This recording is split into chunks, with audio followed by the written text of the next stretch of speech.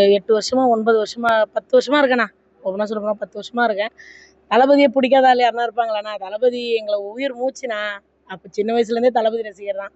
தளபதியை பிடிக்காத ஆளே யாருமே இருக்க மாட்டாங்க. எங்கள் தளபதி தான் உயிரே. ஜன படத்துக்கோசம் எங்களால் என்ன பண்ண முடியுமோ நாங்கள் அதை தான் பண்ணியிருக்கோம்.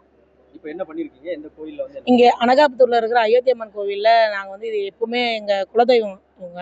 இவங்ககிட்ட எது பண்ணாலும் எங்களுக்கு நடக்குன்ற ஒரு நம்பிக்கையில் இப்போ தீர்ப்பு வர்றது, ஜனநாயக படத்துக்காக யுஏ சர்டிஃபிகேட் தீர்ப்பு வர்றதுக்காக நாங்கள் வெயிட் பண்ணுறோம். நல்ல தீர்ப்பாக வரணும்னு சொல்கிறதுக்காக தான் என்னோட முடியை காணிக்கையாக அம்மனுக்கு செலுத்தியிருக்கேன். தளபதிக்காக நாங்கள் எந்த எல்லைக்கு வேணால் போகிறதுக்கு ரெடியாக இருக்கோம். நாங்கள் என்னைக்கு ஜனநாயகன் வருதோ அன்றைக்கி தான் எங்களுக்கு பொங்கல். ஓகேங்களா? இன்றைக்கி வந்திருந்ததுன்னா உண்மையாக சொல்ல போனால் இன்றைக்கி தான் எங்களுக்கு பொங்கலாக இருந்திருக்கும். நாங்கள் எவ்வளோ சந்தோஷமாக இருந்தோம், நாங்கள் எவ்வளோ பரபரப்பாக இருந்தோம், அது எங்களுக்கு மட்டும் தான் தெரியும். 2 நாளாக நாங்கள் வந்து தூக்கம் இல்லாத, உண்மையாக ஓப்பனாக சொல்ல போனால் மன உளைச்சலுக்கு ரொம்ப ஆளாயிட்டு நாங்கள் உட்காந்துருந்தோம். சரி இன்னைக்கு மன நிம்மதியாக கொஞ்சம் இருக்கும்னு சொல்லி தான் நாங்கள் கோயிலுக்கு வந்து இந்த ஒரு வேண்டுதலை நான் பண்ணேன்.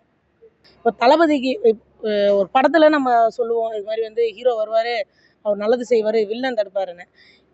இப்போ படத்தை தாண்டி இப்போ 2026 அவர் வருவார்.